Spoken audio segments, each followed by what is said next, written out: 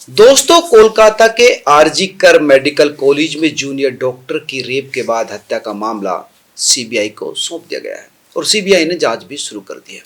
लेकिन इस बीच में कई बड़े खुलासे हुए, कई बड़े सवाल हैं जिनका जवाब कहीं से नहीं मिल रहा है। वो सवाल इतने बड़े हैं जो शक पैदा करते हैं पुलिस पर, सरकार पर, सिस्टम पर। सबसे पहले तो आरोप जो ये है कि सेमिनार रूम जिसमें लेडी डॉक्टर के साथ हैवानियत की हद पार कर गई थी, वहां पर अचानक रेनोवेशन का काम शुरू क्यों कर दिया? वहां पर तोड़फोड़ क्यों शुरू कर दी? किसके कहने पर यह तोड़फोड़ शुरू हुई? क्या सबूत मिटाने की कोशिश की जा रही है? दरअसल वहां की उसके सामने की दीवार टूटी हुई है, चारों तरफ ईंटें बिखरी पड़ी है, उसकी कई तस्वीरें सोशल मीडिया पर आई है। तो इसलिए पहला सवाल तो यही है कि अचानक अस्पताल के कमरे की मरम्मत की जरूरत क्यों हुई? किसके कहने पर हुई? क्या ये सबूतों को नष्ट करने की कोशिश तो नहीं है? दरअसल ये आरोप आरजी कर हॉस्पिटल के छात्र ही लगा रहे हैं। वो कह रहे हैं कि ये पुलिस लापरवाही कर रही है और तमाम लोग उस सेमिनार हॉल तक कैसे जा रहे हैं जहां लेडीज डॉक्टर के साथ रेप की घटना की गई थी। इससे सबूत नष्ट नहीं होंगे क्या? अगर सबूत नष्ट हो जाएंगे, मिट जाएंगे, तो इसका जिम्मेदार कौन होगा? छात्र कह रहे हैं कि पुलिस का जानबूझकर किया हुआ काम है, वो लोगों को नहीं रोक रहे हैं। और पश्चिम बंगाल डॉक्टर फोरम ने आरोप लगाया कि जो आरजी कर मेडिकल कॉलेज और में सबूतों के साथ ही छेड़छाड़ हो रही है, उसके पीछे पुलिस की और जो कॉलेज प्रशासन है उसका हाथ है। और उन्होंने सीबीआई को पत्र भी लिख दिया है। उन्होंने कहा कि जिस जगह पर रेनोवेट हो रहा है, हमें डर है कि यहाँ पर सबूतों के साथ छेड़छाड़ हो सकती है और इससे जांच में बाधा आएगी। ये बड़ा सवाल है। सवाल नंबर 2 ये है दोस्तों कि कोलकाता हाईकोर्ट ने एक कड़े फैसले में आरजी कर हॉस्पिटल के पूर्व प्रिंसिपल डॉक्टर संदीप घोष की तुरंत छुट्टी कर दी थी। कोर्ट ने कहा था कि आप बहुत ताकतवर हैं, इसलिए आपको पद पर रहना उचित नहीं है। जब तक निष्पक्ष जांच नहीं होगी, जब तक आपको नहीं हटाया जाएगा। छात्रों ने भी दबाव बनाया था, इस वजह से डॉक्टर घोष को इस्तीफा देना पड़ा था। लेकिन इस्तीफे देने के कुछ ही घंटों के अंदर उन्हें कोलकाता नेशनल मेडिकल कॉलेज का प्रिंसिपल बना दिया।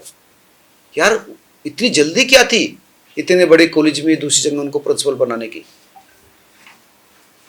दरअसल इनके ऊपर बड़े आरोप लगे हैं।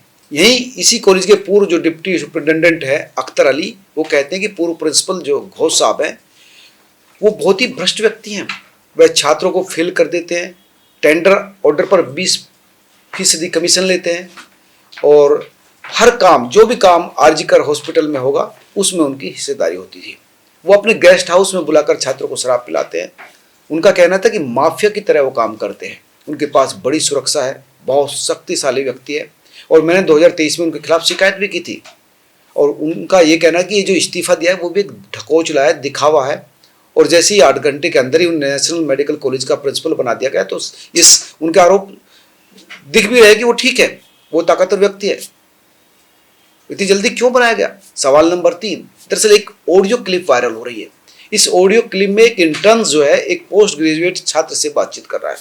इस बातचीत में दावा किया जा रहा है जूनियर डॉक्टर की हत्या में राजनीतिक रसूख वाले एक इंटर्न दूसरे स्टूडेंट का कनेक्शन है। और इस क्लिप में यह भी कहा जा रहा है कि कुछ हॉस्पिटल के अधिकारी इस मामले को दबाने की कोशिश कर रहे हैं। हालांकि हम इस ऑडियो की सत्यता की पुष्टि नहीं करते, लेकिन जिस तरह के आरोप लग रहे हैं वो बहुत ही गंभीर मामला है, तो इस और जांच होनी चाहिए। सवाल नंबर 4 है कि जूनियर डॉक्टर की गर्दन, बाएं पैर, टखने, दाहिने हाथ, अनामिका उंगली सब जगह चोट बनाई गई थी। बहुत बुरी तरह से उनको मारा गया था। लेकिन पुलिस ने इस बारे में कोई स्पष्टीकरण नहीं दिया चोटों के बारे में। न ही इस बात का जवाब दिया कि महिला का कॉलर बोन या पेल्विक बोन टूटी हुई है। यानी चोटों के बारे में पुलिस खामोश क्यों है? ये क्यों नहीं बताया कि आखिर इतनी गंभीर चोटें क्यों आई है? ये एक बड़ा और गहरा सवाल है कि पुलिस इस मामले पर खामोश क्यों है। सवाल नंबर 5 दोस्तों ये है कि एक महिला डॉक्टर के साथ इतना बड़ा कांड हुआ, इस तरह से उसकी हत्या ही की गई, उसके साथ बलात्कार हुआ, इतनी विभत्स घटना सेमिनार हॉल में हो जाती है और इस सेमिनार हॉल से जुड़ा नर्सिंग स्टेशन भी है पास में ही, वहाँ कुछ पता नहीं चलता। ये कैसे संभव है? किसी को कानो कान खबर ना मिले? आखिर वजह क्या थी? ये भी एक बड़ा सवाल है।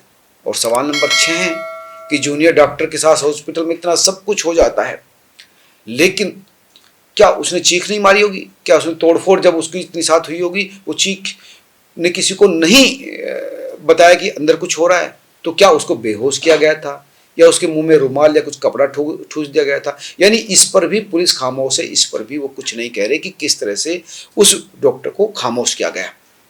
और सवाल नंबर 7 है कि पुलिस इस मामले में आरोपी सिविल वॉलंटियर संजय राय को गिरफ्तार तो कर रही है, लेकिन क्या संजय राय अकेला उस लड़की को इस तरह से बलात्कार भी कर देता, उसको मार भी देता, इतना क्रूरता कर सकता था? क्या एक व्यक्ति एक लड़की को इस हद तक जख्मी मार सकता था? क्या इसमें कोई दूसरा और तीसरा शख्स भी शामिल है कि नहीं है? इस बारे में भी कोई स्पष्टीकरण नहीं मिल रहा है। और सवाल नंबर 8 की संजय राय इससे पहले भी शराब के नशे में अस्पताल में घूमता फिरता था और कई डॉक्टरों के साथ बदसलूकी कर चुका था। बहुत डॉक्टर परेशान थे, लेकिन हॉस्पिटल प्रशासन उस पर कोई अंकुश नहीं लगा रहा था, उसके आने जाने पर कोई रोक नहीं लगा रहा था, कभी कोई शिकायत पर संज्ञान नहीं लिया गया। तो आखिर कौन था वो जो उसे बचा रहा था? कौन है अस्पताल में उसका शुभचिंतक जिसका हाथ उसकी पीठ पर था? और सवाल नंबर 9 दोस्तों यह है कि जो संजय राय है उसके खिलाफ उसकी जो गर्भवती पत्नी है उसने शिकायत की थी, उसके 4-5 शादी की थी, कई लोग तो 6 शादी भी कह रहे थे। 3 महीने की गर्भवती पत्नी थी, उसके साथ मारपीट की थी, लेकिन उस पर कोई कार्रवाई नहीं हुई। क्यों नहीं हुई? उसकी पत्नी ने जब ये कहा कि मैं जब प्रेग्नेंट थी तभी उसने इतनी बुरी तरह से मुझे मारा पीटा, मुझे न्याय दो, लेकिन फाइल दब कर रह गई। तो जाहिर सी बात है किसी ताकतवर व्यक्ति का हाथ उसकी पीठ पर है। कौन है वो व्यक्ति? और जो ऑडियो वायरल हो रही है कहीं उसको तो बचाने की कोशिश नहीं की जा रही है। और सबसे दुखद पहलू दोस्तों यह है कि इस बच्ची की जो पड़ोस की एक आंटी थी उसने बताया कि मृतक ट्रेनी की जो माँ है वो उसके पिता, मैं जब अस्पताल में गए हमारे साथ एक और था हमारा सहयोगी, तो हमें 3 घंटे तक खड़ा रखा गया। पेरेंट हाथ जोड़ते रहे, मिन्नतें करते रहे कि एक बार हमें अपनी बेटी को दिखा दो, लेकिन प्रशासन ने, अस्पताल प्रशासन ने कोई रेस्पॉन्स नहीं दिया, कोई बात नहीं सुनी गई। 3 घंटे बाद जब डॉक्टर के पिता बच्ची के पास गए, फोटो खींच कर लाए, तो उसके मुंह से खून बह रहा था, चश्मे को कुचल दिया गया था जिससे आंखों में कांच चला गया था, आंखें फूट गई थी, शरीर पर कोई कपड़ा नहीं था, दोनों पैरों को राइट एंगल में 90 डिग्री में मोड़ दिया गया था। और ये तभी संभव है जब पेल्विक गर्डल टूट जाए, तभी पैर इस तरह से मुड़ सकते हैं। और ना कोई सीसीटीवी कैमरा मिला, ना सेमिनार हॉल को सील किया गया था, ये पड़ोसन भी कह रही है। उन्होंने बताया कि 10:30 बजे करीब में मेरी पड़ोसन या मृतक की मम्मी मेरे पास रोते चीखते बिलखते आई और मुझसे लिपट कर कहने लगे कि सब कुछ खत्म हो गया। मैंने कहा क्या हो गया? उसने कहा मेरी लड़की ने सुसाइड कर लिया। मैंने कहा सुसाइड कैसे, कब?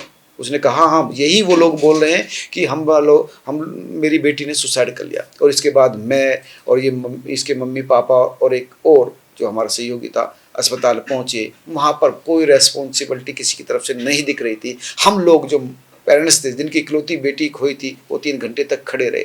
एक माँ बाप जो 51 साल की लड़की को इस तरह से खत्म होते देख रहे थे, बेबस नजर आ रहे थे, हाथ जोड़कर भीख मांग रहे थे कि एक बार दिखा दो हमारी बच्ची को, लेकिन कोई नहीं सुन रहा था। 3 घंटे बाद पिता सेमिनार हार में जाते हैं, अपने मोबाइल से फ़ोटो खींच कर लाते हैं, तो मैंने देखा कि मुंह से खून बह रहा था, चश्मा टूट कर गिर रहा था, आंखें में से खून बह रहा था, एक कपड़ा शरीर पर नहीं था बच्ची के, दोनों पैर राइट एंगल में थे, एक पाँव बैठ के इस तरफ, एक पाँव बैठ के दूसरी तरफ। और जब तक पेल्विक गार्डन ना टूट जाए तब तक पैर इस तरह से नहीं हो सकते। उसे बुरी तरह से गला घोट कर मारा गया था। पड़ोसन बताती क्या, रो रो कर थक जाती है वो भी, उसका भी दिल मुंह में आ गया था। कहती है कि वो बहुत ही होनहार बच्ची थी, उसने अपनी प्रतिभा के दम पर एग्जाम क्रैक किया था, डॉक्टर की पढ़ाई कर रही थी, माँ बाप उसको पढ़ा रहे थे, इकलौती बेटी थी, अच्छा डॉक्टर बनना चाहती थी, कुछ करना चाहती थी, लेकिन इस घटना ने, इस दरिंदे ने, इस सिस्टम ने उसको खत्म कर दिया। दोस्तों कई सवाल हैं जो मैंने आपके सामने रखे, कई बड़े शक भी हैं, लेकिन उत्तर नहीं मिल रहा, संतोष नहीं मिल रहा, कोई जवाब नहीं दे रहा। मन में गुस्सा है सिस्टम के खिलाफ, सरकार के खिलाफ, पुलिस के खिलाफ।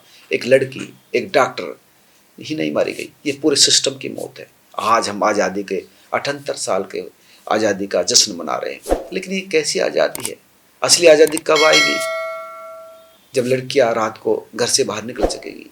रात को क्या, दिन में निकल पा रही लड़कियां अपने पंख फैलाकर खूब उड़ सकेगी, बेखौफ आ जा सकेगी, वो सच्ची आज़ादी होगी। लेकिन वो सुबह कब आएगी? उस सुबह का इंतजार सबको है, लड़कियों को है, हमको है, कि गैरों से आज़ाद हो चुके हैं, लेकिन हमें अपनों की से ही खतरा है। जब तक वो सुबह ना आ जाए तब तक इंतजार किया जाए। लोकतंत्र में ये तो उम्मीद की ही जा सकती है सरकारों से कम वो अपने नागरिकों के जीवन की रक्षा करे। उम्मीद है आज़ादी की उस सुबह की।